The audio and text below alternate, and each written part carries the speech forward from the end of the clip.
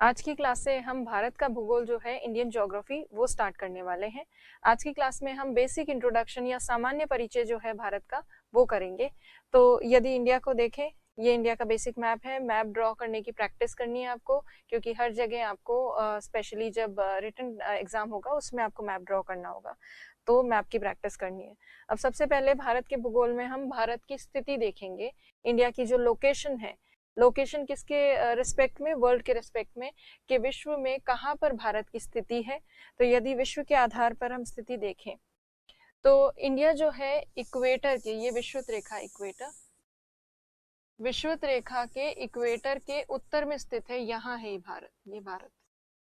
तो इसका मतलब भारत जो है विषुवत रेखा के उत्तर में, इसका मतलब कौन से गोलार्ध में? उत्तरी गोलार्ध में। इंडिया नॉर्दर्न हेमिस्फीयर में है। और यहाँ ये जो लाइन आपको दिख रही है, ये है प्रधान मध्याह्न रेखा, प्राइम मेरिडियन। तो प्राइम मेरिडियन के बेसिस पे अगर देखें तो इंडिया पूर्वी गोलार्ध में है, ईस्टर्न हेमिस्फीयर में है। तो इंडिया जो है नॉर्दर्न और ईस्टर्न हेमिस्फीयर में, उत्तरी गोलार्ध तथा पूर्वी गोलार्ध में स्थित है भारत। अब भारत, यदि हम इन 7 महाद्वीपों को देखें, कॉन्टिनेंट्स को, तो इनमें से कौन से कॉन्टिनेंट का हिस्सा है? इंडिया एशिया का हिस्सा है। और एशिया में भी कहाँ स्थित है? एशिया के दक्षिणी भाग में स्थित है भारत। तो भारत की स्थिति देखिए, एशिया के दक्षिण में यहाँ पर ये भारत स्थित है। अब भारत की स्थिति में जो मैंने आपको गोलार्ध बताए, उसी गोलार्ध को अब समझिए। यहाँ देखेंगे यदि आप, तो देखिए ये भारत है। और ये भारत जिस भाग में है, ये ऊपर वाले भाग में, इस ऊपर वाले भाग को कहते हैं उत्तरी गोलार्ध, नॉर्दर्न हेमिस्फीयर, और नीचे वाले पार्ट को कहते हैं दक्षिणी गोलार्ध। और अगर हम देखें तो पूर्वी साइड में है, ईस्टर्न हेमिस्फीयर में इंडिया। तो इंडिया ईस्टर्न और नॉर्दर्न हेमिस्फीयर में है। तो ये स्थिति आपकी भारत की आपको पता होनी चाहिए। अब आगे देखिए, भारत की स्थिति देखने के बाद भारत की अगर आकृति की बात करें, शेप कैसा है इंडिया का, तो वैसे तो मैप जो है उसमें एग्जैक्ट फिगर तो कोई ज्योमेट्रिकल फिगर से हम मैच नहीं कर सकते मैप को इंडिया के। फिर भी राउंड फिगर में अगर देखें तो देखिए इंडिया का मैप इस तरह से 4 कोण युक्त है। तो इसे चतुष्कोणीय या क्वाड्रेंगुलर कहते हैं। क्वाड्रा मीन्स 4 एंगल्स हैं इसके, 4 पॉइंट्स को जोड़ने पे बनता है। तो ये क्वाड्रेंगुलर शेप का है। अब इंडिया का जो मैप है उसमें यदि आप देखें, अभी जो 2020 में जो लेटेस्ट पॉलिटिकल डिवीजन है इंडिया के, उसके अनुसार देखा जाए तो इंडिया में 28 राज्य हैं, 28 स्टेट्स हैं, और यूनियन टेरिटरीज जो है वो 8 हैं, 8 यूनियन टेरिटरीज है। ये चेंजेस क्यों हुए हैं? क्योंकि जम्मू कश्मीर जो है उसको डिवाइड कर दिया गया है और 2 यूनियन टेरिटरीज में उसको विभाजित कर दिया गया है। जहाँ जम्मू कश्मीर वाला हिस्सा 2 केंद्र शासित प्रदेशों में बट गया है, वहीं पर ये दादरा नागर हवेली और दमन और दीव वाली जो यूनियन टेरिटरीज थी, 2 अलग अलग, उनको मर्ज कर दिया गया है। तो इन सब के बाद जो टोटल डेटा आता है वो ये है कि 28 स्टेट्स हैं इंडिया में और 8 यूनियन टेरिटरीज हैं। आपको सभी स्टेट्स के जो हैं इंडिया के मैप पे आपको लोकेशन भी ध्यान होनी चाहिए, उनके कैपिटल्स भी याद होने चाहिए। स्पेशली नॉर्थ ईस्टर्न स्टेट्स जो हैं, उत्तर पूर्वी राज्य, इनकी अक्सर स्टूडेंट्स जो है इनकी सीक्वेंस नहीं जानते हैं। तो ये आपको एग्जैक्टली पता होना चाहिए। कई बार आपको ड्रॉ करके देखना है रफ कॉपी में, ताकि आपको याद हो जाए। सबसे ऊपर है अरुणाचल प्रदेश, फिर नागालैंड, मणिपुर, मिजोरम, त्रिपुरा, असम और मेघालय। तो इनको स्टेट्स को तो याद रखना ही है, बाकी स्टेट्स तो याद होनी ही चाहिए, बट इन पे खास फोकस याद रखना, क्योंकि इनका सीक्वेंस कई बार ऊपर नीचे हो जाता है, याद नहीं रहता है कई स्टूडेंट्स को। उसके अलावा आपको पॉलिटिकल मैप में और क्या याद करना है, तो आपको ऐसे राज्यों का नाम पता होना चाहिए जो ज्यादा राज्यों की सीमा को छूते हैं। तो ऐसा कौन सा स्टेट है जो मैक्सिमम नंबर और हाईएस्ट नंबर ऑफ स्टेट्स के बॉर्डर को टच करता है, तो वो आपको ध्यान होना चाहिए। तो देखिएगा कि कौन सा राज्य है जो बहुत सारे राज्यों की सीमा को छूता है। उसके अलावा बॉर्डर रीजन जो है, हमारा अंतरराष्ट्रीय जो सीमा है भारत की, उससे सटे हुए कौन से राज्य हैं, उनके नाम भी आपको ध्यान होने चाहिए। तो ये बेसिक पॉलिटिकल मैप की स्टडी आपको करनी है और याद रखना है। यूनियन टेरिटरीज कौन कौन सी कहाँ कहाँ हैं, वो आज हम इस मैप पे देखने वाले हैं, क्योंकि यूनियन टेरिटरीज में काफी ज्यादा चेंजेस हुए हैं 2019 के एंड में और 2020 में। तो अब जो है यूनियन टेरिटरीज वो देखिए। सबसे पहली यूनियन टेरिटरी ये है लद्दाख, जो कि अब इंडिया की सबसे बड़ी यूनियन टेरिटरी बन चुकी है, केंद्र शासित प्रदेश बन चुका है। दूसरी है जम्मू कश्मीर। तीसरी यूनियन टेरिटरी है चंडीगढ़। चौथी है दिल्ली। फिर है अंडमान निकोबार। उसके अलावा लक्षद्वीप, लक्षद्वीप के अलावा यहाँ पर है दमन और दीव यूनियन टेरिटरी। दमन और दीव में से दमन वाला हिस्सा यहाँ है, यहाँ का मतलब है गुजरात के तटवर्ती क्षेत्र पर स्थित है दमन। और दीव कहाँ स्थित है? दीव यहाँ स्थित है। दीव एक द्वीपीय क्षेत्र है, एक छोटा सा आइलैंड है जो यहाँ खंबात की खाड़ी वाले क्षेत्र में है।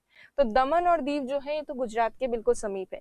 और दादरा नागर हवेली जो है ये गुजरात और महाराष्ट्र के बॉर्डर रीजन पे है, सीमा क्षेत्र पर। और दादरा नागर हवेली में आपको ये भी याद रखना है कि ये तटवर्ती क्षेत्र पर नहीं है, ये अंदर की तरफ है, आंतरिक भाग में। दमन और दीव तो कोस्टल रीजन पे थे, दीव तो एक आइलैंड है ही, और दमन जो है वो तटवर्ती क्षेत्र में है, और दादरा नागर हवेली अंदर है, गुजरात और महाराष्ट्र के सीमा क्षेत्र पर। तो ये आपको याद रखना है। ये सब मिलकर दादरा नागर, दमन और दीव, इन सबको मिलाकर एक यूनियन टेरिटरी बनाई गई है जिसकी कैपिटल जो है वो है दमन। तो ये आपको ध्यान होना चाहिए। प्लस पुडुचेरी जो एक यूनियन टेरिटरी है, यहाँ पर पुडुचेरी जो है उसकी 4 प्रमुख डिस्ट्रिक्ट्स हैं, 4 राज्यों में बिखरी हुई हैं, और वो कौन कौन सी हैं उनके नाम ध्यान होने चाहिए। एक तो पुडुचेरी नाम की जो डिस्ट्रिक्ट है पुडुचेरी की, वो तो यहीं पर है। उसके बाद कैरिकल, ये तमिलनाडु में है, पुडुचेरी और कैरिकल वाला पार्ट। फिर है माहे जो केरल में है, और फिर आंध्र प्रदेश में यनम नाम का जो भाग है, डिस्ट्रिक्ट है पुडुचेरी की, वो यहाँ स्थित है। तो पुडुचेरी नाम की जो केंद्र शासित प्रदेश है, यूनियन टेरिटरी, उसके 4 पार्ट्स हैं जो कि इन राज्यों में विस्तृत है। देखिए इसमें क्लोज मैप में माहे, कैरिकल, पुडुचेरी और यनम। तो पॉलिटिकल मैप आपको कंठस्थ होना चाहिए, याद होना चाहिए, हर स्टेट की लोकेशन आपको ध्यान होनी चाहिए, क्योंकि इंडियन ज्योग्राफी स्टार्ट की है तो पॉलिटिकल मैप को याद करने की जिम्मेदारी आपकी है। कैपिटल्स वगैरह आप सब देखिएगा। अब देखिए इंडिया में अगर हम लार्जेस्ट स्टेट की बात करें, भारत का सबसे बड़ा राज्य वो है राजस्थान, और सबसे छोटा राज्य जो है वो है गोवा।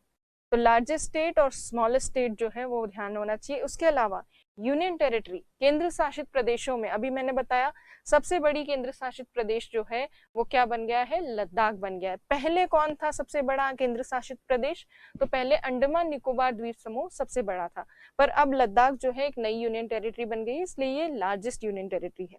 स्मॉलेस्ट यूनियन टेरिटरी कौन सी है? तो ये है लक्षद्वीप। सबसे छोटा जो केंद्र शासित प्रदेश है वो लक्षद्वीप है।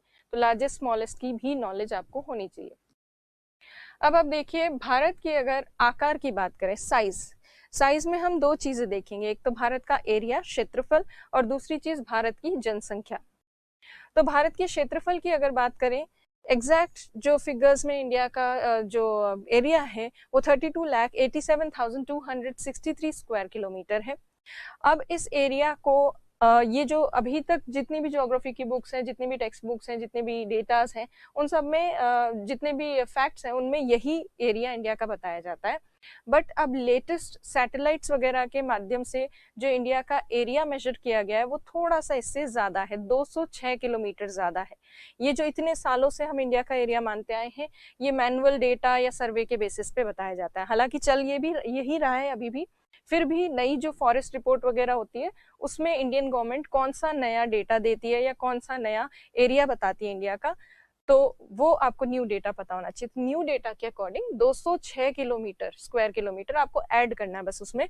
तो 32,87,000, यहाँ तक कोई फर्क नहीं, 87,469 स्क्वायर किलोमीटर नया डेटा है जो फॉरेस्ट रिपोर्ट और भी गवर्नमेंट की जो भी साइट्स हैं उन पे ये नया डेटा कई जगह बताया जाता है। अब इतना अगर आपको याद नहीं होता है तो एटलीस्ट शॉर्ट में यह ध्यान होना चाहिए कि 32.8 लाख वर्ग किलोमीटर भारत का क्षेत्रफल है। यदि इसी को आपको मिलियन किलोमीटर में बताना हो तो उस स्थिति में कैसे बताएंगे? मिलियन में जब बात करते हैं तो ये 3.28 मिलियन स्क्वायर किलोमीटर है। हेक्टेयर में बात करेंगे तो अलग हो जाएगा। हेक्टेयर में जब हम एग्रीकल्चर के बारे में पढ़ेंगे, कृषि के बारे में, तब हम हेक्टेयर के अनुसार एरिया देखेंगे, वो हम बाद में देखेंगे। तो अभी जो है 3.28 मिलियन स्क्वायर किलोमीटर, कई बार मिलियन में पूछ लिया जाता है एग्जाम में, तो मिलियन में आप कंफ्यूज हो जाते हैं, तो ये मिलियन का भी ध्यान होना चाहिए आपको। अगर हम विश्व के क्षेत्रफल की तुलना करें, पूरा जितना भी लैंडमास है, जितना भी एरिया है, उसमें से इंडिया का एरिया कितना परसेंट है? तो वो है 2.4%। और विश्व में भारत की जो रैंक है किसके अकॉर्डिंग? एरिया वाइज, वो है 7th रैंक, 7वीं रैंक। तो 7 बड़े देश जो हैं वो कौन कौन से हैं वो देखिए। एक तो है रशिया, सबसे बड़ा कंट्री, फिर है Canada, then USA, China, Brazil, Australia और इंडिया। अब इसमें एक चीज है जो आपको थोड़ा कंफ्यूज कर सकती है। कुछ किताबों में यूएस को चौथे नंबर पर रखा गया है और चीन को तीसरे नंबर पर रखा गया है। ये डेटा कहाँ का है? तो ये डेटा है एनसीईआरटी का। एनसीईआरटी के अनुसार यूएसए को रखा गया है तीसरे स्थान पर और चाइना को रखा गया है चौथे स्थान पर।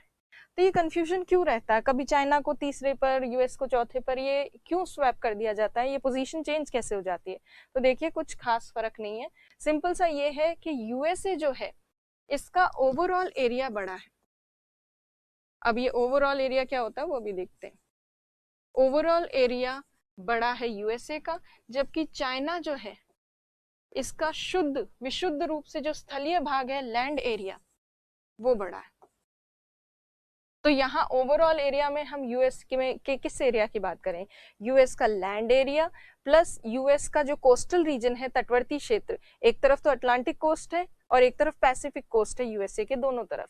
अटलांटिक कोस्ट पे जो तटवर्ती क्षेत्र का कुछ सागरीय भाग है वो भी यूएसए का पार्ट है, तो उसको भी जब ऐड करते हैं तो ओवरऑल जो एरिया होता है वो यूएसए का ज्यादा आता है, जबकि केवल विशुद्ध रूप से आप स्थलीय भाग ही देखेंगे तो चाइना का एरिया जो है वो बड़ा आता है। तो इसीलिए ये कंफ्यूजन कई किताबों में चलता आ रहा है, पर क्योंकि एनसीईआरटी में ये माना गया है तो आप इसको फॉलो कर सकते हैं। और वैसे भी अभी जो आरपीएससी और यूपीएससी के एग्जाम्स होते हैं उनमें इस तरह के जो बचकाने या बच्चों जैसे जो डेटा है वो नहीं पूछे जाते, थोड़े से लेवल जो है क्वेश्चन पेपर का थोड़ा हाई होता है, तो इतने इजी क्वेश्चंस तो नहीं पूछेंगे, बट फिर भी आपको थोड़ी जानकारी होनी चाहिए। तो ये हो गया एरिया के बारे में। अब देखिए पॉपुलेशन की अगर हम बात करें, जनसंख्या, तो सेंसस जो है 2011 वाला उसी का डेटा अभी तक चल रहा है।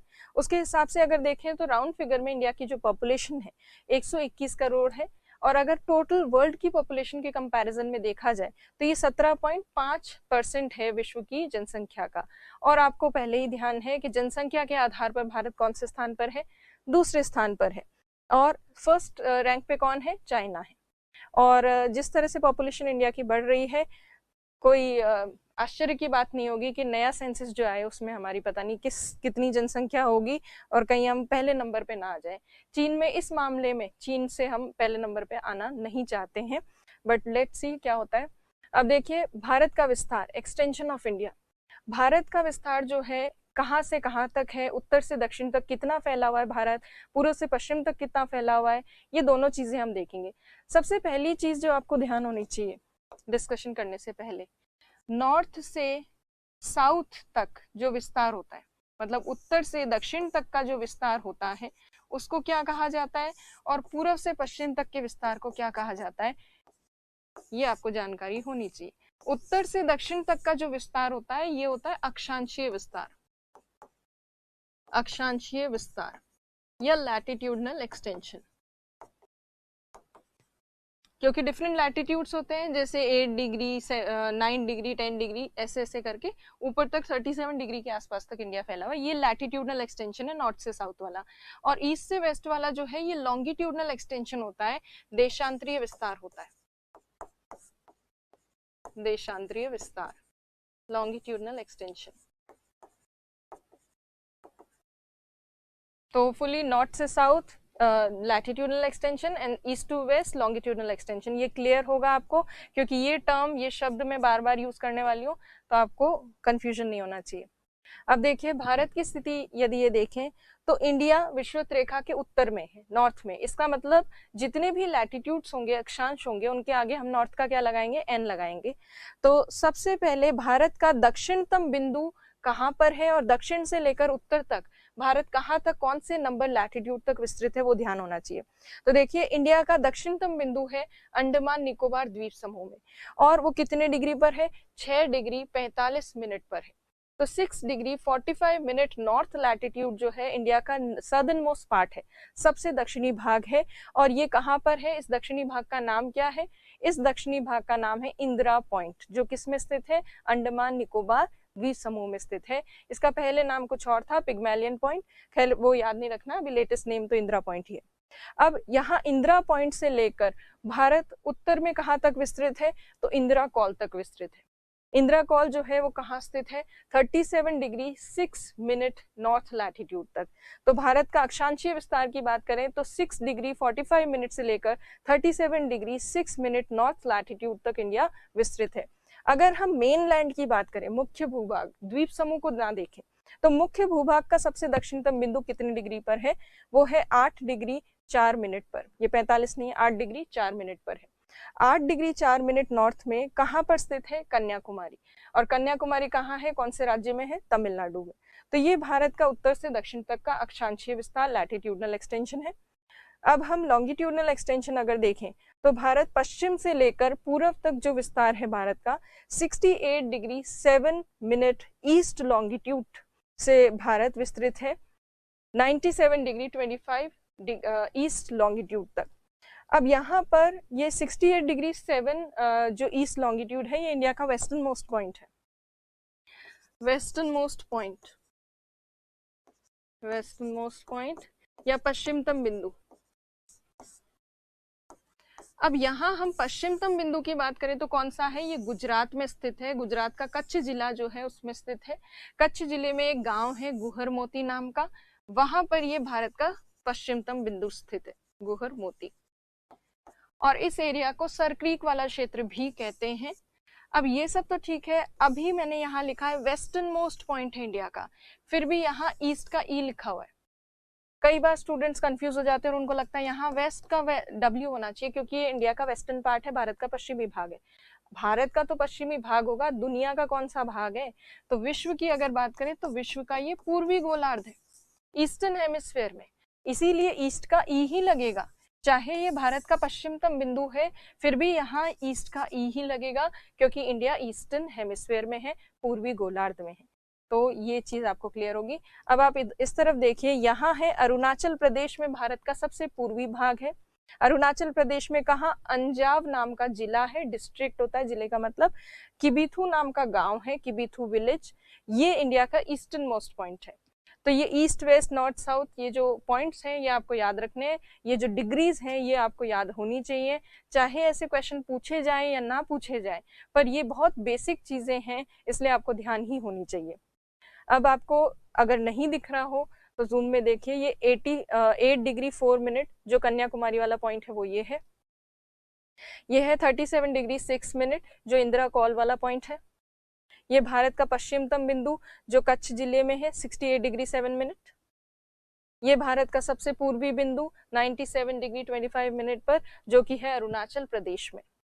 अब भारत का अक्षांशीय और देशांतरीय विस्तार अगर आप लैटिट्यूडनल और लॉन्गिट्यूडनल डिग्रीज से देख चुके हैं तो आपको ये भी पता होना चाहिए कि उत्तर से दक्षिण तक कितने किलोमीटर का डिस्टेंस है, दूरी है, और पूर्व से पश्चिम तक की कितने किलोमीटर की दूरी है। तो देखिए, उत्तर से दक्षिण तक की अगर हम दूरी देखें, नॉर्थ से लेकर साउथ तक की, तो वो 3214 किलोमीटर की दूरी है। भारत का मुख्य भूभाग का, मेनलैंड का जो नॉर्दर्न मोस्ट पॉइंट है और सदर्न मोस्ट पॉइंट है, उसके बीच में डिस्टेंस 3214 किलोमीटर का है। और सबसे पश्चिमी और पूर्वी भाग के बीच में जो दूरी है वो है 2933 किलोमीटर। तो यदि हम देखें उत्तर से दक्षिण तक का जो विस्तार है, जिसे अक्षांशीय विस्तार भी कहते हैं, लैटिट्यूडनल एक्सटेंशन, वो डिस्टेंस में, किलोमीटर में जब दूरी देखी जाती है तो कितना है? 3214। जबकि लैटिट्यूड्स, अक्षांश कितने कवर हो जाते हैं इसमें? लगभग 30 डिग्री कवर हो जाती है, क्योंकि ये 8 डिग्री से लेकर लगभग 37 डिग्री पॉइंट समथिंग के आसपास है। तो इसको राउंड फिगर में अगर हम देखें, 30 डिग्री के आसपास का लैटिट्यूडनल एक्सटेंशन है, अक्षांशीय विस्तार है।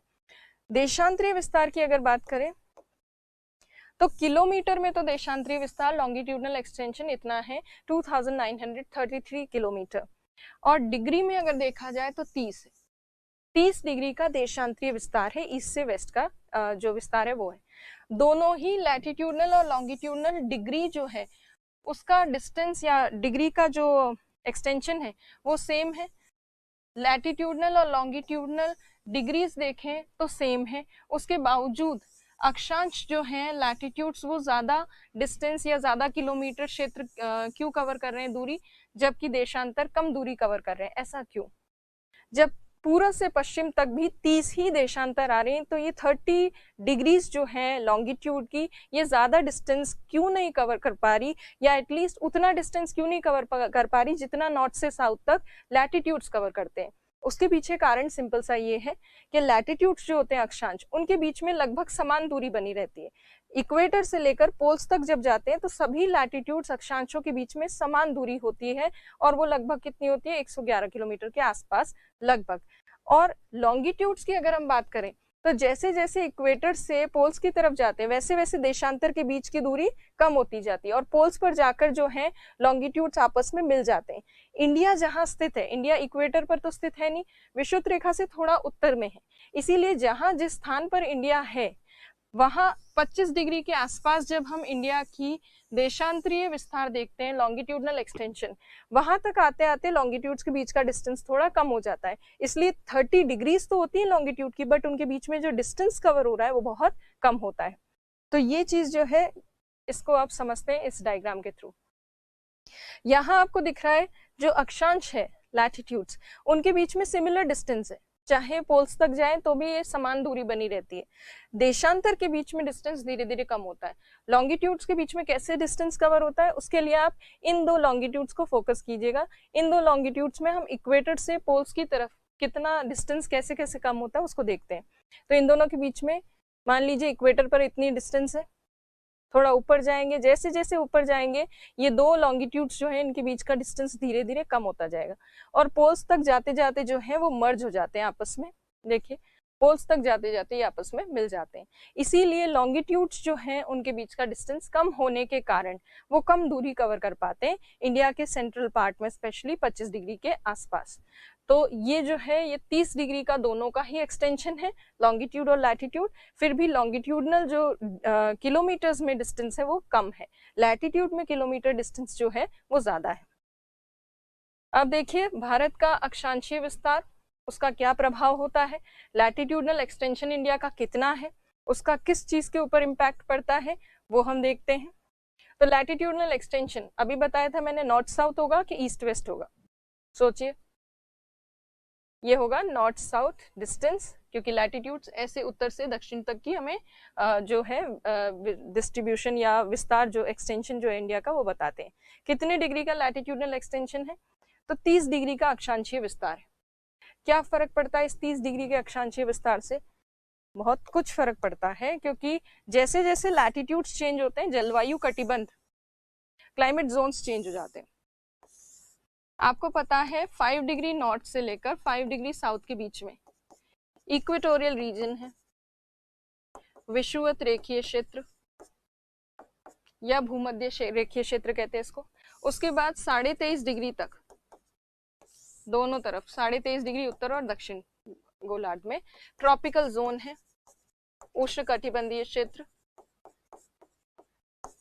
Tropical zone.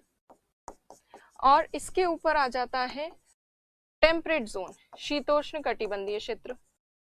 हालांकि इनके बीच में सब ट्रॉपिकल भी मार्क किया जाता है, ट्रॉपिकल के ठीक ऊपर वाला सब ट्रॉपिकल, उष्ण के ऊपर वाला उपोष्ण, बट यहाँ पे हम मुख्य जो जलवायु कटिबंध है उसको देख रहे हैं। टेम्परेट जोन या शीतोष्ण कटिबंधीय क्षेत्र जो है ये कहाँ तक होता है, 66.5 डिग्री तक, 66.5 डिग्री तक। उसके बाद क्या आ जाता है, पोलर रीजन या ध्रुवीय क्षेत्र। इसी तरह से दक्षिणी गोलार्ध में भी होता है शीतोष्ण कटिबंधीय क्षेत्र और ध्रुवीय क्षेत्र। तो जैसे जैसे लैटिट्यूड्स बढ़ते हैं, जितना ज्यादा इंडिया का लैटिट्यूडनल एक्सटेंशन होगा उतने ज्यादा जलवायु कटिबंध, उतने ज्यादा क्लाइमेटिक जोन्स जो हैं वो इंडिया में होंगे। तो जिस तरह का इंडिया का लैटिट्यूडनल एक्सटेंशन है 30 डिग्री तक फैला हुआ है, और 30 डिग्री भी कहाँ पर, कौन से लैटिट्यूड्स तक, 8 डिग्री 4 मिनट से लेकर 37 डिग्री 6 मिनट तक विस्तार है। इसका मतलब अगर हम देखें कर्क रेखा जो है वो भारत के मध्य भाग से गुजरेगी लगभग 23.5 डिग्री। कर्क रेखा भारत को दो बड़े भागों में बांटेगी। नीचे वाला जो भाग है भारत का वो तो कौन से क्षेत्र में पड़ेगा, ट्रॉपिकल रीजन में, जिसको हम क्या कह सकते हैं, उष्ण कटिबंधीय क्षेत्र में। और भारत का जो उत्तरी भाग है वो कहाँ पे स्थित होगा या कौन से जलवायु कटिबंध में होगा, शीतोष्ण कटिबंधीय जलवायु क्षेत्र में, शीतोष्ण, या इसको क्या कह सकते हैं, टेम्परेट जोन। तो भारत का 30 डिग्री का अक्षांशीय विस्तार होने के कारण भारत में विभिन्न प्रकार की जलवायु परिस्थितियां देखने को मिलती है और क्लाइमेट पे डिपेंड करती है। क्या क्लाइमेट के आधार पर वनस्पति डिसाइड होती है कि किस तरह के पेड़ पौधे यहाँ उगेंगे, जलवायु के आधार पर यहाँ डिसाइड होता है कि कैसी सॉइल होगी, मृदा होगी। ठंडे क्षेत्रों की अलग तरह की मृदा होती है, शुष्क क्षेत्रों की अलग होती है।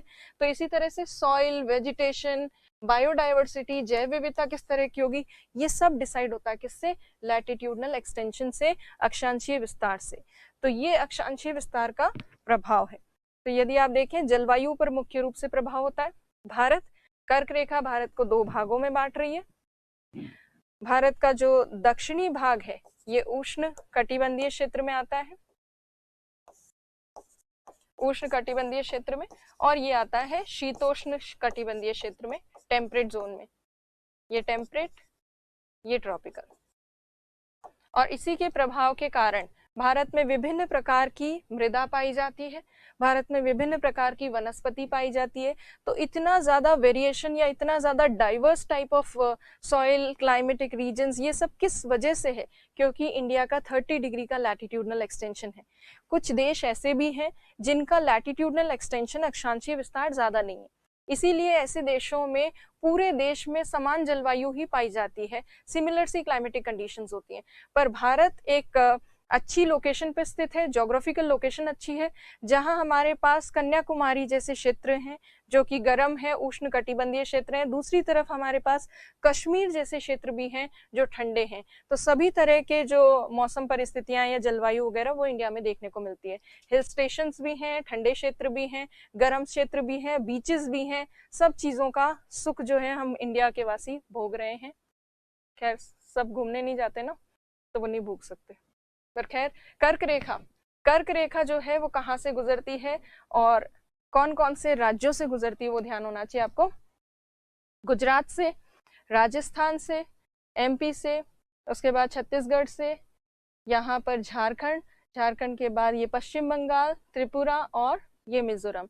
इन राज्यों के नाम आपको ध्यान होने चाहिए, कर्क रेखा कहाँ से गुजरी है उन सबके। अब आगे अगर देखें इम्पैक्ट ऑफ लॉन्गिट्यूड्स, देशांतर का क्या प्रभाव होता है। तो देशांतर, पहले तो देशांतरीय विस्तार कैसा होता है, पूर्व से पश्चिम तक का होता है। जैसे अभी देखा कि अक्षांश का, लैटिट्यूड का प्रभाव जलवायु पर पड़ता है, वैसे ही देशांतर का प्रभाव किस पे पड़ना चाहिए, समय पर। तो अगर हम लॉन्गिट्यूडनल एक्सटेंशन देखें, पूर्व से पश्चिम तक का विस्तार, तो कितना विस्तार है भारत का, ये है 30 डिग्री का। 30 डिग्री का अक्षांशीय देशांतरीय विस्तार है, लॉन्गिट्यूडनल एक्सटेंशन। आपको याद है शुरू में हमने जब समय या स्थानीय समय गणना की बात की थी, तब हमने बात की थी कि विश्व में कुल 24 कालखंड है, टाइम जोन्स, कालखंड। और हर एक कालखंड जो है, प्रत्येक कालखंड कितने डिग्री का है, 15 डिग्री का, हर एक कालखंड। और 15 डिग्री क्रॉस करने में पृथ्वी को कितना समय लगता है, 1 घंटा लगता है। भारत का 30 डिग्री का अक्षांशीय विस्तार है, इसका मतलब भारत में 15-15 डिग्री के 2 कालखंड हैं। और ये 15-15 डिग्री के 2 कालखंड होने की वजह से भारत के सबसे पश्चिमतम, वेस्टर्न मोस्ट और सबसे ईस्टर्न मोस्ट पार्ट के बीच में समय का कितना अंतर होना चाहिए, इस बिंदु के बीच में और इसके यहाँ पर है अरुणाचल प्रदेश, इन दोनों पॉइंट्स के बीच में कितना डिस्टेंस, कितना समय में अंतर होना चाहिए, 2 घंटे का अंतर है। 2 घंटे का अंतर इसलिए है क्योंकि इस बिंदु और इस बिंदु के बीच में 30 डिग्री का देशांतरीय अंतर है, लॉन्गिट्यूडनल डिफरेंस 30 डिग्री का है। इसीलिए ईस्टर्न मोस्ट और वेस्टर्न मोस्ट पार्ट जो है उसमें समय में 2 घंटे का फर्क है। इसका मतलब यहाँ पर सूर्योदय 2 घंटे पहले होता है और यहाँ 2 घंटे बाद होता है। ये वेस्टर्न वाला जो पार्ट है इसका समय पीछे चल रहा है, ईस्टर्न वाले पार्ट का समय आगे चल रहा है। बट इंडिया इतना बड़ी कंट्री है, इसमें इस तरह के अलग अलग समय रखना पॉसिबल नहीं था और स्वतंत्रता के बाद बहुत सारे दूसरे इश्यूज थे जिन पे ध्यान देना था। तो इसीलिए क्या किया गया कि एक लॉन्गिट्यूड चुना गया जो बिल्कुल देश के मध्य भाग से गुजरता है, दोनों 15-15 डिग्री के कालखंडों के लगभग बीच से गुजरता है। उस लॉन्गिट्यूड को चुना गया ताकि वो उस लॉन्गिट्यूड के आधार पर तय किया जाए इंडिया का मीन टाइम, भारत का मानक समय। तो वो कौन सा लॉन्गिट्यूड है, वो है 82.5 डिग्री, 82.5 डिग्री ईस्ट लॉन्गिट्यूड जो है, इसका समय जीएमटी से 5.5 घंटे आगे है। ये समय जो है ये पूरे भारत में फॉलो होता है। भले भारत में 2 कालखंड हो, पर हमारा पूरे भारत का जो समय है, हमारी घड़ियां किसके अनुसार चलती हैं? 82.5 डिग्री पूर्वी देशांतर के हिसाब से चलती हैं। ये कहाँ कहाँ से गुजरता है? तो ये यूपी से गुजरता है, थोड़ा सा इसका भाग एमपी से गुजरता है, छत्तीसगढ़ से गुजरता है, उड़ीसा से गुजरता है, उसके अलावा आंध्र प्रदेश से गुजरता है। यहाँ एक नया राज्य तेलंगाना बन चुका है, पर तेलंगाना का कोई भी हिस्सा जो है वहां से ये 82.5 डिग्री नहीं गुजरती। तो तेलंगाना आपको याद रखना है, तेलंगाना से नहीं गुजरता है, केवल आंध्र प्रदेश से गुजरता है। तो ये 82.5 डिग्री 82.5 डिग्री जो है, ये हमने मीन टाइम या मानक समय चुन लिया है इंडिया के लिए, और यही फॉलो किया जाता है। उत्तर पूर्वी राज्य जो है, नॉर्थ ईस्टर्न स्टेट्स, इनकी हमेशा डिमांड रहती है कि इनको एक अलग समय दिया जाए, सेपरेट टाइम दिया जाए, क्योंकि इनका जो समय है ये आगे चल रहा है। वास्तविक हमारी जो इंडियन घड़ी, उसमें जो समय हम फॉलो करते हैं, उससे उनका समय कहीं आगे है, और आगे होने के कारण सूर्योदय होने के बाद उनका दिन का काफी बड़ा हिस्सा जो है वो वेस्ट चला जाता है। वो लोग काम पे समय पे नहीं जा पाते हैं, और भी कई सारी चीजों पर प्रभाव पड़ता है, जैसे उनकी वर्किंग एफिशिएंसी, कार्य क्षमता उनकी कम हो जाती है, वहाँ की जैव विविधता पर नकारात्मक प्रभाव पड़ता है, और भी कई सारी चीजें। इसीलिए हमेशा उनकी डिमांड रहती है कि उनको अलग टाइम दिया जाए। अब दिया जाए या नहीं दिया जाए, ये एक मुद्दा है जिसको डिस्कस किया जा सकता है। इसमें कुछ भी सही नहीं है, दिया जाए या ना दिया जाए, आप दोनों तरफ में से कोई भी पक्ष ले सकते हैं। बट जो भी पक्ष आप लें, यदि कहीं पे क्वेश्चन पूछा जाए, तो आपको उसको सही से जस्टिफाई करना आना चाहिए। यदि आप कहते हैं कि हाँ, उनके लिए पृथक समय, सेपरेट टाइम होना चाहिए, तो आपके पास जस्टिफिकेशन के पॉइंट्स ये हैं कि पहले स्वतंत्रता से पूर्व उत्तर पूर्वी राज्यों में चाय बागानी समय हुआ करता था, तो वैसे ही अभी भी उनके लिए एक सेपरेट टाइम रखा जा सकता है, और उनके लिए अलग टाइम रखेंगे तो उनको ये फील होगा कि उनकी डिमांड्स पूरी कर रही है गवर्नमेंट, और वो भारत का एक अभिन्न अंग है, ऐसा उनको लगेगा, और उनको भी एक इम्पोर्टेंस जितनी मिलनी चाहिए वो मिलेगी, ऐसा उनको फील होगा। पर अगर समय उनको ना दिया जाए, तो उसके पीछे क्या तथ्य हो सकते हैं, या क्या चीजें हो सकती है, क्या पॉइंट्स हो सकते हैं? नहीं, अभी जो है उनको पृथक समय, सेपरेट टाइम नहीं दिया जाना चाहिए, जैसा कि गवर्नमेंट कर रही है। गवर्नमेंट अभी उनको सेपरेट टाइम नहीं दे रही, और उसको ना देने का कारण क्या है? भारत की एकता, अखंडता पर प्रभाव पड़ सकता है। अभी तकनीकी रूप से हम या भारत जो है इतना सक्षम नहीं हो पाया है कि इस तरह के जो टाइम डिफरेंसेस है उनको मैनेज कर पाए। रेलवे दुर्घटनाएं या ट्रेन वगैरह के ट्रैक पे एक ही समय रेल जो है वो आ सकती हैं, तो कई सारे एक्सीडेंट्स हो सकते हैं, परिवहन से संबंधित समस्याएं हो सकती हैं, और भी सारी प्रॉब्लम्स, कई सारी प्रॉब्लम्स जो हैं वो हो सकती हैं। इसीलिए अभी वर्तमान काल में गवर्नमेंट ने उनको कोई सेपरेट टाइम नहीं दिया है। भविष्य में जब इंडिया और डेवलप हो जाएगा, हमारे पास तकनीकी विकास हो चुका होगा, हमारे पास शिक्षित जो है नागरिक ज्यादा होंगे, लोग इस चीज को समझ पाएंगे, तब जाके इसको सेपरेट टाइम को दिया जा सकता है। फिलहाल इसको separate time north eastern states को नहीं दिया गया है। तो ये आप कोई भी आंसर किसी भी तरह से लिख सकते हैं, येस और नो, दोनों तरह से आपको जस्टिफाई करना आना चाहिए। अब देशांतरीय विस्तार जो है वो हम देख चुके हैं, तो अब बात करते हैं भारत की सीमा की। दो तरह की सीमाएं हैं भारत की। एक तो है स्थलीय सीमा, जो ऊपर की तरफ हम विभिन्न देशों के साथ शेयर करते हैं। एक है हमारी जलीय सीमा। जलीय सीमा जो है उसमें यहाँ तो अरब सागर है, अरेबियन सी, यहाँ पर है बंगाल की खाड़ी। स्थलीय सीमा की अगर हम द्वीप समूह जो है उसमें भी हम जलीय सीमा देखते हैं। स्थलीय सीमा की अगर हम देखें तो 15,200 किलोमीटर राउंड फिगर में ये डिस्टेंस है, स्थलीय सीमा की दूरी है। पर एग्जैक्ट फिगर्स में यदि देखें तो 15,106.7 किलोमीटर है। ये एग्जैक्ट फिगर जो है ये कम ही पूछा जाता है, जनरली एनसीईआरटी वगैरह में जो दिया जाता है वो है 15,200 किलोमीटर। स्थलीय सीमा के बाद अगर हम तटीय सीमा या जलीय सीमा देखें भारत की, तो उसका इतना किलोमीटर में विस्तार है, 7,516.6 किलोमीटर। इंडिया का पूरा प्रायद्वीपीय भाग तटीय सीमा रखता है या कोस्टल बॉर्डर रखता है। उसके बावजूद तुलनात्मक रूप से अगर हम देखें तो आप देखिए स्थलीय सीमा की तुलना में भारत की जो जलीय सीमा है या तटीय सीमा जस्ट आधा है, ऑलमोस्ट हाफ है। उसका कारण क्या है? जबकि पूरा साउथ इंडिया जो है या पूरा पेनिनसुलर इंडिया दोनों तरफ से सागरों से घिरा हुआ है, उसके बावजूद इतनी कम तटीय सीमा का कारण क्या है?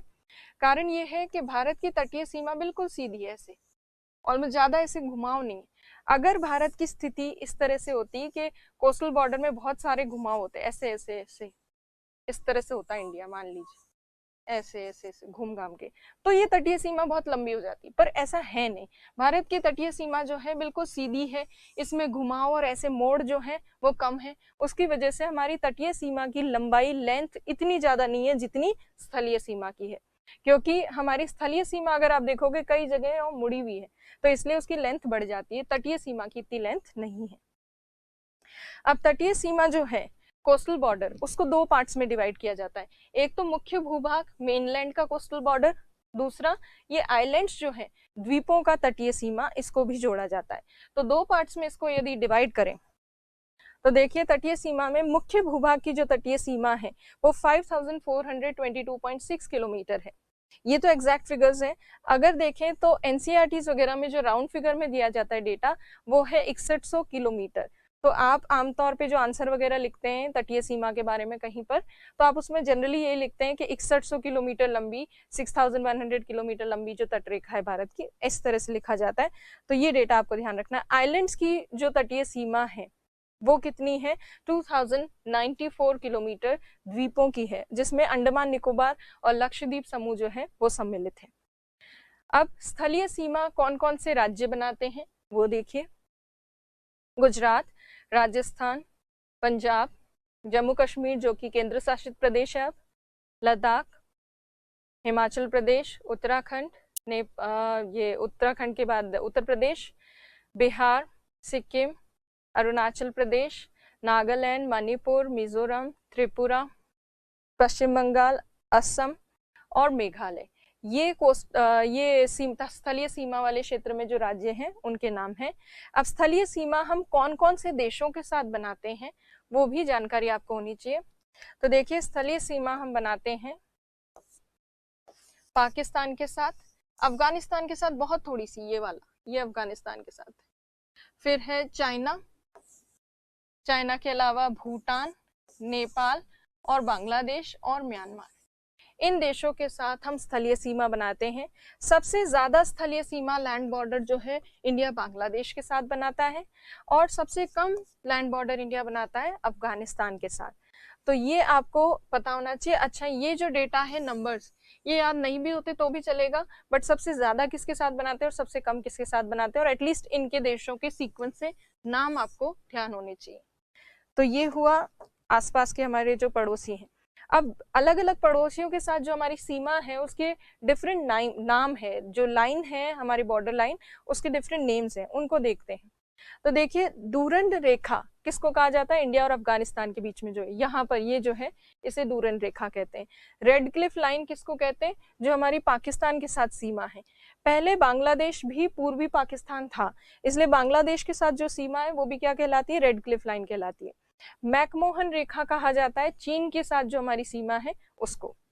अब देखिए ये सीमा वगैरह से रिलेटेड अगर आपको तथ्य पता हो, जानकारी हो गई है, तो एक और चीज ध्यान से देखिए।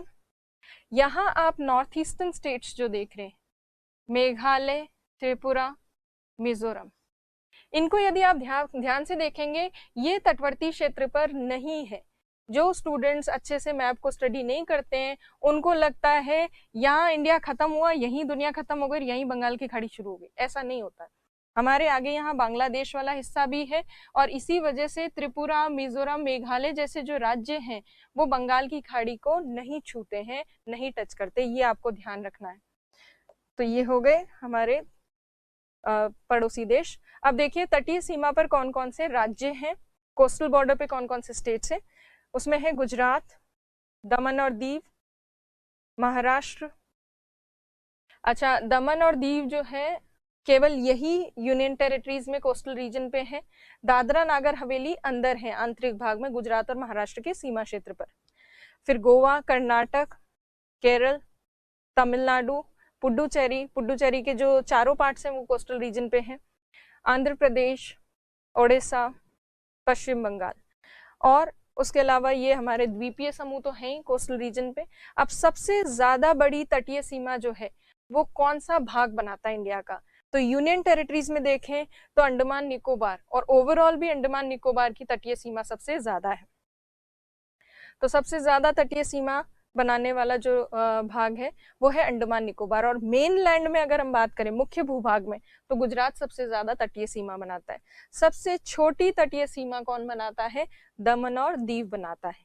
अगर आपको यूनियन टेरिटरीज में पूछा जाए, केंद्र शासित प्रदेशों में सबसे बड़ी तटीय सीमा कौन बनाता है, तो वो बनाता है अंडमान निकोबार। और केंद्र शासित प्रदेशों में सबसे छोटी तटीय सीमा, सबसे स्मॉलेस्ट कोस्ट लाइन जो है वो बनाता है दमन और दीव।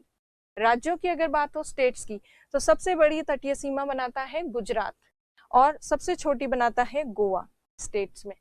तो ये आपको याद रखना है। उसके बाद देखिए सागरीय विस्तार। हमारे इंडिया के दोनों तरफ, एक तरफ अरब सागर है, एक तरफ बंगाल की खाड़ी है जो इंडियन ओशन का पार्ट है। जहां पर हमारी कोस्ट लाइन खत्म होती है उसके पास का जो तटवर्ती सागर है उस पर भी भारत का अधिकार है। तो कहां तक भारत का अधिकार है वो आपको जानकारी होनी चाहिए। अगर हम देखें ये तटीय क्षेत्र में जो भारत का सागर में विस्तार कितना है वो देखें, उससे पहले आपको एक यूनिट या इकाई ध्यान होनी चाहिए। अक्सर जो समुद्र में जो डिस्टेंस देखा जाता है वो देखा जाता है नॉटिकल माइल के आधार पर, जिसको समुद्री मील भी कहते हैं, समुद्री मील। और एक समुद्री मील जो है ये 1.8 किलोमीटर के आसपास होता है, 1.852 किलोमीटर के आसपास, मतलब लगभग 2 किलोमीटर से थोड़ा सा कम होता है। तो ये आपको ध्यान रखना है। अब नॉटिकल माइल में एनएम जो लिखते हैं, नॉटिकल माइल में ही डिस्टेंस बताया जाएगा तट से कि कहाँ तक भारत का विस्तार है सागर में। अब देखिए भारत की अगर तटीय सीमा देखें तो इस आड़ी तिरछी तटीय सीमा को अगर हम एक रेखा से जोड़ें, इन आड़े तिरछे भागों को, तो उसे कहेंगे आधार रेखा। ये जो है ये लाइन एक बेस लाइन, इमेजिनरी काल्पनिक रेखा, ये वास्तव में है नहीं, ये काल्पनिक रेखा जो है इन आड़े तिरछे भागों को जोड़कर बनाई जाती है, इसे कहते हैं आधार रेखा, बेस लाइन। बेस लाइन से 12 नॉटिकल माइल आगे, बेस लाइन से 12 नॉटिकल माइल आगे तक का जो हिस्सा है वो भारत का ही सागरीय विस्तार है। और इस सागरीय विस्तार का एक पर्टिकुलर नाम है, इसको कहते हैं सीमावर्ती सागर। सीमावर्ती सागर कहां से कहां तक विस्तृत है? आधार रेखा से लेकर 12 नॉटिकल माइल दूरी तक। केवल इस साइड ही नहीं, इस साइड भी है, ये दोनों तरफ है, जहां जहां इंडिया के कोस्टल बॉर्डर है वहां सब जगह है। तो 12 नॉटिकल माइल तक की दूरी तक जो हमारा सीमावर्ती सागर वाला क्षेत्र है, टेरिटोरियल सी, यहाँ पर भारत का एकाधिकार है, मतलब एब्सोल्यूट राइट्स हैं। एब्सोल्यूट राइट्स मींस यहाँ हमारे किसी भी तरह के अधिकार को कोई चैलेंज नहीं कर सकता। इसका मतलब ये हुआ कि इस पर्टिकुलर क्षेत्र में 12 नॉटिकल माइल की दूरी के अंदर अंदर कोई अगर विदेशी जहाज आ जाता है, बिना हमारी अनुमति के कोई देश अपना जहाज ले आए, तो हम उसके ऊपर आक्रमण कर सकते हैं, क्योंकि वो हमारी सुरक्षा को एक चुनौती होगी। तो सुरक्षा आदि की दृष्टि से इस पर एकाधिकार है, हमसे पूछे बिना या भारत से पूछे बिना कोई भी देश अपना जहाज यहाँ पर नहीं ला सकता है, ना ही यहाँ से गुजर सकता है। ये कोई रास्ता नहीं है, आम रास्ता नहीं है, ये इंडिया का भाग है। फिर उसके बाद आगे जो 12 नॉटिकल माइल के आगे 24 नॉटिकल माइल तक का जो हिस्सा है वहां पर दूसरा भाग आ जाता है। उस दूसरे भाग का नाम है संलग्न सागर या संलग्न क्षेत्र, कॉन्टिगुअस सी वाला क्षेत्र। यहाँ पर इंडिया को वित्तीय अधिकार प्राप्त है, फाइनेंशियल राइट्स। फाइनेंशियल राइट्स का मतलब इस एरिया में, इस क्षेत्र में जहाज आ सकते हैं दूसरे देशों के, पर जब भी कोई जहाज आता है तो उस जहाज से हम सीमा शुल्क, कस्टम ड्यूटी वसूल सकते हैं, ले सकते हैं। तो यहाँ हमें वित्तीय अधिकार प्राप्त है। उसके बाद आगे जो 200 नॉटिकल मील, आधार रेखा से 200 नॉटिकल मील तक की दूरी वाला क्षेत्र है, उसे कहते हैं अनन्य आर्थिक क्षेत्र, एक्सक्लूसिव इकोनॉमिक जोन। यहाँ तक भारत को आर्थिक अधिकार प्राप्त है, इकोनॉमिक राइट्स। उसका मतलब क्या हुआ? यहाँ जितने भी समुद्री संसाधन है, रिसोर्सेज हैं, उन पर अधिकार किसका है? भारत का है। संसाधन क्या होते हैं? मछलियां हैं, यहाँ पर तेल है, तेल के कुएं, गैस के कुएं, ये सब पर अधिकार किसका होगा? भारत का होगा। और 200 नॉटिकल माइल तक की दूरी तक इंडिया जो है कुछ भी रिसर्च वगैरह कंडक्ट कर सकता है, अनुसंधान कर सकता है। उसके अलावा यहाँ पर कोई अगर कृत्रिम द्वीप बनाना हो, आर्टिफिशियल आइलैंड बनाना हो, वो भी इंडिया यहाँ पे बना सकता है। तो 200 नॉटिकल माइल तक इंडिया को आर्थिक अधिकार प्राप्त है। अब अगर आप इसमें देखेंगे ध्यान से, तीनों क्षेत्र जो हैं ये आधार रेखा से ही शुरू होते हैं। तीनों क्षेत्रों का आधार रेखा से शुरू होने का अर्थ क्या हुआ? अर्थ ये हुआ कि इस 24 नॉटिकल माइल की जब हम बात करते हैं तो इसमें ये 12 जोड़े हुए होते हैं, ये 12 प्लस ये वाले 12 अलग से, तो कुल मिला के कितने हो जाते हैं 24। इसका मतलब ये हुआ जो आपको इस दूसरे नंबर क्षेत्र में वित्तीय अधिकार प्राप्त है, फाइनेंशियल राइट्स, वो आपको इस फर्स्ट नंबर पार्ट में भी उपलब्ध है। तो इसका मतलब टेरिटोरियल सी या सीमावर्ती सागर वाले क्षेत्र में भी यदि हमारी अनुमति पाने के बाद भी कोई जहाज आता है तो उससे भी हम सीमा शुल्क ले सकते हैं। तो यहाँ पे भी हम सीमा शुल्क ले सकते हैं, यहाँ पे भी हम सीमा शुल्क ले सकते हैं, कस्टम ड्यूटी। फिर दोनों में डिफरेंस क्या हुआ? डिफरेंस ये हुआ कि यहाँ कोई जहाज आता है बिना पूछे तो हम उस पर अटैक नहीं कर देते, क्योंकि वो हमारी सुरक्षा को चुनौती नहीं होती। ये वाला जो क्षेत्र है आगे वाला, इस 12 नॉटिकल माइल के आगे वाला, इसमें हम जो है एब्सोल्यूट राइट नहीं रखता है इंडिया। यहाँ पे केवल फाइनेंशियल राइट है, केवल यहाँ पे आप टैक्स ड्यूटीज वगैरह वसूल सकते हो, अटैक नहीं कर सकते, किसी को कह नहीं सकते कि यहाँ से चले जाओ। जबकि ये पहला शुरुआती जो 12 नॉटिकल माइल है ये हमारे लिए इंपॉर्टेंट है, यहाँ केवल हमारा अधिकार है। फिर अगर आप इसको देखें अनन्य आर्थिक क्षेत्र को, ये भी आधार रेखा से शुरू होता है। इसका मतलब ये हुआ कि इस पूरे के पूरे 200 नॉटिकल मील वाले हिस्से में जितने भी संसाधन हैं, मछलियां हैं या तेल के कुएं हैं, उन सबको प्राप्त करने का हमारा अधिकार है। कहाँ तक? 200 नॉटिकल माइल तक। पर जहां पे ये 24 नॉटिकल मील खत्म होते हैं, यहाँ से 24 नॉटिकल मील जहाँ खत्म हो रहे हैं, वहां उसके बाद कोई जहाज अगर होता है तो वो जहाज वहां से फ्री में गुजर सकता है, उससे आप टैक्स वगैरह नहीं ले सकते। मतलब 24 नॉटिकल माइल से लेकर आगे 200 तक का जो हिस्सा है, इसका मतलब ये हुआ कि 200 में से आप माइनस कीजिए 24, तो बाकी बचा हुआ जितना भी एरिया है, क्षेत्र है, उस एरिया में आप कोई जहाज अगर आता है तो उससे आप कस्टम ड्यूटी वसूलते नहीं हो। तो ये चीज आपको ध्यान होनी चाहिए कि पहले वाले क्षेत्र में जो अधिकार हमारे पास प्राप्त हैं वो दूसरे क्षेत्र में प्राप्त नहीं है, परंतु दूसरे क्षेत्र में जो अधिकार प्राप्त हैं वो पहले में भी प्राप्त है। दूसरे वाले में जो प्राप्त है अधिकार, मतलब फाइनेंशियल राइट्स, वो आपको थर्ड जोन में अलाउड नहीं है, बट थर्ड जोन में जो अलाउड है वो ऑब्वियसली दूसरे सेकंड जोन में भी अलाउड है, बिकॉज थर्ड जोन जो है वो ओवरलैप करता है थर्ड सेकंड और फर्स्ट जोन में। तो ये आपको ध्यान रखना है कि जो भी हम डिस्टेंस बता रहे हैं, 24 हुआ, 200 हुआ, 12 हुआ, ये सब किससे हैं? आधार रेखा से डिस्टेंस है, बेस लाइन से, आधार रेखा। तो ये हो गया सागरीय विस्तार हमारा। इसीलिए जब यूएस और वो एरिया वाली बात हो रही थी तो यूएस का ओवरऑल एरिया ज्यादा है, क्योंकि यूएस के दोनों तरफ कोस्टल बॉर्डर है, सागरीय विस्तार यूएस का काफी ज्यादा है, जबकि शुद्ध विशुद्ध रूप से चाइना का जो लैंड एरिया है वो ज्यादा देखने को मिलता है। तो ये हो गई हमारी सागरीय सीमा। अब तटरेखा जो है इंडिया की, उसका क्या लाभ होता है या क्या बेनिफिट्स है हमारी कोस्ट लाइन के? तो बहुत सारे बेनिफिट्स हैं। अगर इंडिया कोई स्थलरुद्ध देश होता, जैसे भूटान है, नेपाल है, अगर हमारे पास कोई कोस्टल रीजन नहीं होता तो हम इस तरह से जो व्यापार अभी करते हैं बंदरगाहों, पोर्ट्स आदि के माध्यम से, वो कैसे कर पाते? और जो भी स्थलरुद्ध देश होते हैं, लैंड से घिरे हुए कंट्रीज होते हैं, उनके आसपास के देशों पर निर्भर करता है कि वो उनको मार्ग देंगे आगे जाने के लिए या नहीं देंगे। जैसे अगर हम देखें, जहां पर इंडिया की लैंड बॉर्डर है वहां हमारे पड़ोसी देश जैसे पाकिस्तान, वो हमें मार्ग नहीं देते हैं, इसलिए हमारी सेंट्रल एशिया तक पहुंच संभव नहीं हो पाती। जबकि तटवर्ती सीमा जहां पर है हमारी, या सी वाला कोस्टलाइन वाला जो एरिया है, वहां पे इजीली हम किसी भी देश से कांटेक्ट कर सकते हैं, सीधे जहाज भेज सकते हैं, इंपोर्ट एक्सपोर्ट कर सकते हैं इजीली, तो आसान हो जाता है काफी, और इसीलिए बेनिफिट्स बहुत ज्यादा है तटरेखा के।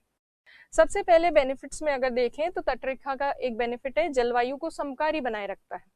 समकारी क्यों? क्योंकि ये जो लंबी तटरेखा है या जितनी भी तटरेखा है, इस तटरेखा के पास सागरीय भाग जो स्थित है, ओशनिक रीजन या वाटर रीजन, जल की गर्म होने की और ठंडे होने की प्रकृति स्थल से भिन्न होती है। जहां पर लैंड रीजन जल्दी से गर्म ठंडा हो जाता है, जलीय भाग जल्दी से गर्म ठंडा नहीं होता। इसी वजह से जो भी ऐसे देश ऐसे भाग हैं या शहर हैं जो बिल्कुल तट पर स्थित हैं, कोस्ट लाइन पर, वहां पर गर्मियों में ज्यादा तेज गर्मी नहीं पड़ती और सर्दियों में ज्यादा तेज ठंड नहीं पड़ती, और इसी वजह से जल जो है वहां के क्षेत्रों की जलवायु को थोड़ा विषम नहीं होने देता, मतलब एक्सट्रीम नहीं होने देता, मॉडरेट सा टेम्परेचर देखने को मिलता है, चाहे गर्मी हो चाहे सर्दी। क्योंकि अगर हम उदाहरण के रूप में यहाँ देखें, मुंबई मुंबई जो है वो कोस्टल रीजन पे है और इसी वजह से मुंबई में जब गर्मियां होती हैं तो मुंबई का लैंड मास इतना ज्यादा गर्म नहीं होता क्योंकि वो वाटर के कांटेक्ट में, और पानी जल्दी से गर्म होने नहीं देता मुंबई को। इसी तरह से सर्दियों की अगर बात करें तो सर्दियों में वैसे तो लैंड रीजन बहुत ठंडे हो जाते हैं, पर मुंबई पानी के पास है और इसी वजह से जलीय भाग जो है वो जल्दी से ठंडा नहीं होता सर्दियों में, इसलिए मुंबई में ज्यादा तेज ठंड भी नहीं पड़ती और ज्यादा तेज गर्मी भी नहीं पड़ती। जबकि इसके विपरीत अगर हम देखें, जो दिल्ली है, जो स्थलरुद्ध है, जो नॉर्थ इंडिया में दिल्ली वाला हिस्सा है, यहाँ गर्मी भी बहुत ज्यादा पड़ती है गर्मियों में और सर्दी भी बहुत ज्यादा पड़ती है। इसीलिए जो भी तटवर्ती क्षेत्र पे स्थित होते हैं स्थान, वहाँ समकारी जलवायु होती है, मॉडरेट सा क्लाइमेट होता है, एक्सट्रीम कंडीशंस नहीं मिलती, ना ज्यादा उच्च तापमान ना ज्यादा निम्न तापमान। तो ये एक बेनिफिट हो गया कोस्ट लाइन का। दूसरा बेनिफिट है रेनफॉल, वर्षा। वर्षा ऐसे कि इंडिया के पास ये कोस्ट लाइन है, हमारे पास यहाँ ये जलीय भाग है, इसी वजह से दक्षिण पश्चिम मानसून पवनें जब आती हैं, ये साउथ वेस्ट मानसून विंड्स जब आती हैं इंडिया की तरफ, ये पवनें अपने साथ लेकर आती हैं जल, आर्द्रता युक्त होती हैं पवनें, और वाटर या वाटर ड्रॉपलेट्स को लेकर आती है अपने साथ, इसी वजह से इंडिया में इनके कारण वर्षा प्राप्त होती है। तो इंडिया जो है वो सौभाग्यशाली है कि हमारे पास तटवर्ती क्षेत्र है, इसीलिए हमारे पास इंडिया में मानसून वर्षा अच्छी खासी होती है। अगर आंतरिक भाग में होता इंडिया तो हो सकता है वर्षा जो है इतनी ना होती और शुष्क परिस्थितियां भी हो सकती थी। तो ये तटरेखा हमारे लिए काफी वरदान के समान है। फिर व्यापार और कनेक्टिविटी, संपर्क, इन दोनों दृष्टि से भी तटरेखा बहुत लाभदायक है। वो देखिए किस तरह से, ये अफ्रीका है, यहाँ पर ये यूरोप वाला भाग है, ये लाल सागर, अरेबियन अरब प्रायद्वीप, और फिर ये इंडिया वाला पार्ट, और आगे ये साउथ ईस्ट एशिया, ऑस्ट्रेलिया, यहाँ आगे नॉर्थ अमेरिका और ये सब। इंडिया की जो लंबी कोस्ट लाइन है या कोस्टल रीजन है, इसकी वजह से इंडिया सीधे पश्चिमी एशियाई देशों से कांटेक्ट कर सकता है, अफ्रीकी देशों से कर सकता है, इंडिया यहाँ श्रीलंका से कांटेक्ट कर सकता है, दक्षिण पूर्वी एशिया में जो देश है उनसे कांटेक्ट कर सकता है, ऑस्ट्रेलिया जा सकते हैं हम, यहाँ से लाल सागर से होते हुए यूरोप तक हम अपनी पहुंच सुनिश्चित कर सकते हैं। तो भारत जो है इतने सारे देशों के साथ इजीली कनेक्ट कर पाता है क्योंकि भारत जल से घिरा हुआ है, दक्षिणी प्रायद्वीपीय भाग जल से घिरा हुआ है, और यहाँ पर विभिन्न बंदरगाहों के माध्यम से, पोर्ट्स के थ्रू इंडिया शिप्स के माध्यम से आराम से इजीली ट्रेड कर सकता है। तो इसीलिए व्यापार में सुगमता होती है, इजी होता है, कन्वीनियंट होता है, कनेक्टिविटी इंश्योर हुई है कोस्ट लाइन से। क्योंकि अगर हम इंडिया का नर्दर्न पार्ट देखें, उत्तरी भाग, वहां इतनी ज्यादा कनेक्टिविटी नहीं है। उसका कारण पाकिस्तान जैसे देश हमें मार्ग नहीं देते, अफगानिस्तान में अस्थिरता है और बहुत छोटा बॉर्डर है अफगानिस्तान के साथ, चाइना के साथ हमारे संबंध अच्छे हैं नहीं, नेपाल आजकल चाइना की तरफ झुका हुआ है, भूटान जो है वो बहुत ही छोटा पहाड़ी देश है, और यहाँ पर है बांग्लादेश, और ये आगे म्यांमार। तो जहां पे भी हमारा लैंड बॉर्डर है, हमारी कनेक्टिविटी डिपेंड करती है हमारे रिलेशन के साथ कि किस तरह के संबंध हैं हमारे पड़ोसी देश के साथ। जबकि यहाँ पर बिल्कुल सटे हुए क्षेत्र में कोई हमारा पड़ोसी देश नहीं है, बिल्कुल टच करके तो नहीं है। तो इसीलिए बहुत फ्री है इंडिया, नीचे से आराम से इजीली जाया जा सकता है, किसी भी कंट्री से कॉन्टेक्ट किया जा सकता है। इसीलिए कोस्ट लाइन कनेक्टिविटी के लिए और ट्रेडिंग के लिए, दोनों के लिए इम्पोर्टेंट है। अब देखिए नेक्स्ट जो है टूरिज्म, पर्यटन की दृष्टि से भी कोस्ट लाइन बहुत इंपॉर्टेंट है। हमारे यहाँ पर दक्षिण भारत में कई सारे बीचेस हैं तटवर्ती क्षेत्र में, जैसे गोवा जो है, गोवा की पूरी इकोनॉमी ही टूरिज्म पे चलती है, और गोवा की इकोनॉमी में सबसे इम्पोर्टेंट चीज क्या है? कोस्टल रीजन, बीचेस अच्छे अच्छे, तो वही चीज जो है वो टूरिज्म को बढ़ावा देती है। तो ये टूरिज्म वाला पॉइंट भी इम्पोर्टेंट है। इसी तरह से देखें अगर, तो तटरेखा है, कोस्ट लाइन है, इसलिए हमारा कांटेक्ट ओशन के साथ है, महासागर के साथ कांटेक्ट है। इसका मतलब महासागरीय क्षेत्र में जो संसाधन है, रिसोर्सेस, जैसे मछलियां, तेल, प्राकृतिक गैस और प्रवाल, कोरल जो है, या कोरल स्टोन जो होता है, मूंगा पत्थर, ये सारी चीजें हम इसीलिए प्राप्त कर पा रहे हैं क्योंकि हमारा मतलब कनेक्टिविटी जो है ओशन से है, महासागर से सटा हुआ है भारत, इसलिए ये सब संसाधन प्राप्त हो रहे हैं। नहीं तो भूटान जैसे देश, नेपाल जैसे देश जो चारों तरफ से स्थलरुद्ध हैं, लैंड से घिरे हैं, उनके पास महासागरीय संसाधनों तक कोई पहुंच नहीं है, बट इंडिया के पास है। फिर है स्ट्रेटेजिक इंपॉर्टेंस, सामरिक और सुरक्षा की दृष्टि से भी ये लंबी तटरेखा हमारे लिए इंपॉर्टेंट है। इसलिए है क्योंकि सीधी जो तटरेखा वाला जो क्षेत्र है, कोस्ट लाइन वाला एरिया, वहां से घुसपैठ गतिविधियां कम होती है। नॉर्थ इंडिया से या जहाँ पे हमारा लैंड बॉर्डर है, वहां से घुसपैठ गतिविधियां या इनफिल्ट्रेशन जो है वो ज्यादा होता है। यहाँ कोस्टल बॉर्डर से थोड़ा कम होता है तुलनात्मक रूप से। सिक्योरिटी के पॉइंट ऑफ व्यू से भी इंपॉर्टेंट है, क्योंकि यदि देखें तो सागरीय क्षेत्र से कोई ओपनली एकदम से हमला नहीं करता, क्योंकि पहले ही पता चल जाता है कि दूर से कोई शिप वगैरह आ रहा है कि नहीं आ रहा। तो कोस्ट गार्ड वगैरह जो है वो इसका ध्यान रखते हैं, तो इजीली अटैक नहीं किया जा सकता, सडन अटैक नहीं किया जा सकता, इसलिए सिक्योरिटी के पॉइंट ऑफ व्यू से भी इंपॉर्टेंट है। प्लस इंडिया की लोकेशन इतनी अच्छी है इंडियन ओशन में कि पूरे हिंद महासागर के उत्तरी भाग में भारतीय प्रायद्वीप फैला हुआ है, और इंडियन पेनिनसुला जो फैला हुआ है नॉर्दर्न इंडियन ओशन को, उत्तरी हिंद महासागर को ये डिवाइड कर देता है दो पार्ट्स में। ये पेनिनसुलर इंडिया वाला जो पार्ट है ये इंडियन ओशन को उत्तरी भाग को डिवाइड करता है, एक तो अरेबियन सी में, अरब सागर, और दूसरी तरफ बंगाल की खाड़ी।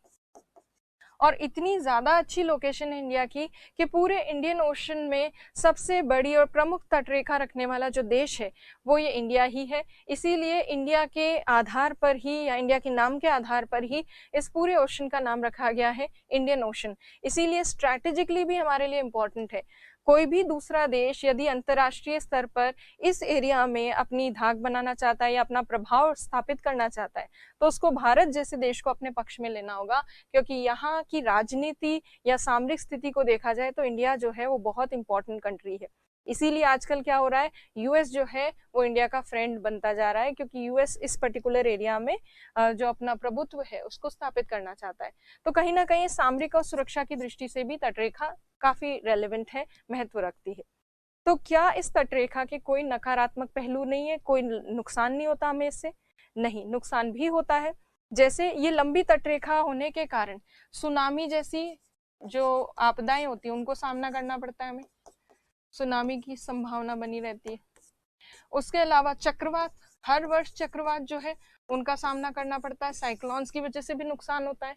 समुद्री लुटेरे जो हैं वो तटवर्ती क्षेत्र में आसानी से आकर ये जो है समुद्री, जो हमारे शिप्स जाते हैं जहाज, उनको बीच में रोककर समुद्री लुटेरे जो हैं वो कई नुकसान वाली गतिविधियां करते हैं।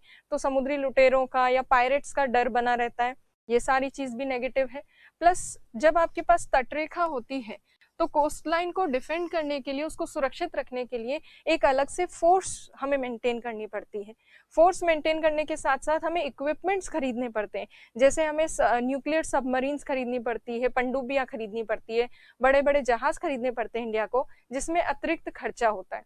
माना कि ये खर्चा वगैरह होता है, कुछ नुकसान भी होते हैं प्राकृतिक आपदाओं से, पर इन सब के बावजूद अगर कुल मिलाकर देखा जाए तो तटरेखा के लाभ ज्यादा हैं, इसके नुकसान थोड़े कम है, और उन नुकसानों को थोड़ा कम किया भी जा सकता है, क्योंकि चक्रवात के आजकल प्रिडिक्शंस होने लगे हैं, तो उसको नुकसान को बचाया जा सकता है, सुरक्षा को और बढ़ाया जा सकता है, ताकि समुद्री लुटेरे जो हैं इस तरह की लूटपाट ना करें। तो कुल मिलाकर भारत के लिए ये तटरेखा या तटवर्ती क्षेत्र जो है ये काफी महत्वपूर्ण है। अब जो है एक और चीज हम यहाँ देख लेते हैं,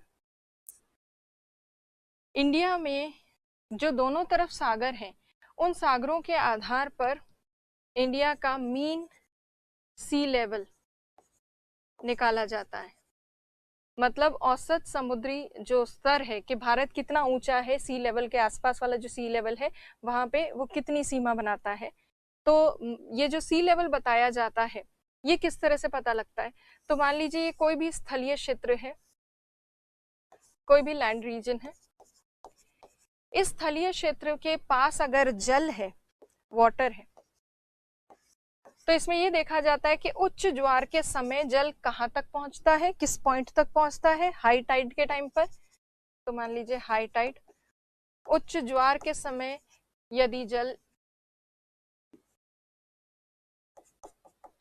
यदि जल तटरेखा के तटवर्ती क्षेत्र के इस पॉइंट तक पहुंचता है, और निम्न ज्वार के समय जल जो है वो यहाँ इस पॉइंट तक पहुंचता है तटवर्ती क्षेत्र के, इसे कहेंगे लो टाइड।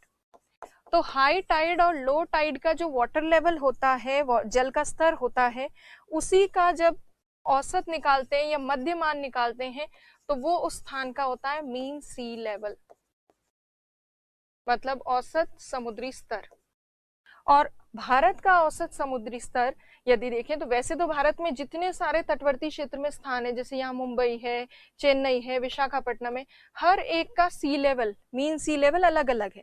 पर हम इंडिया का सी लेवल किसको कहेंगे, तो रेफरेंस पॉइंट किसको माना जाए, तो रेफरेंस पॉइंट के तौर पर स्वतंत्रता के बाद मुंबई का जो सी लेवल है, मतलब मुंबई में हाई टाइड और लो टाइड का जो एवरेज है, मतलब उनके बीच का जो मीन है, माध्य है, उसी को मीन सी लेवल कहते हैं। तो मुंबई का जो मीन सी लेवल है उसको इंडिया का सी लेवल कहा जाता था।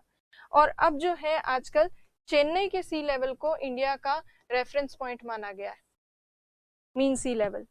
तो ये आपको ध्यान होना चाहिए। और स्वतंत्रता के पहले जो इंडिया का मीन सी लेवल है वो कराची से देखा जाता था।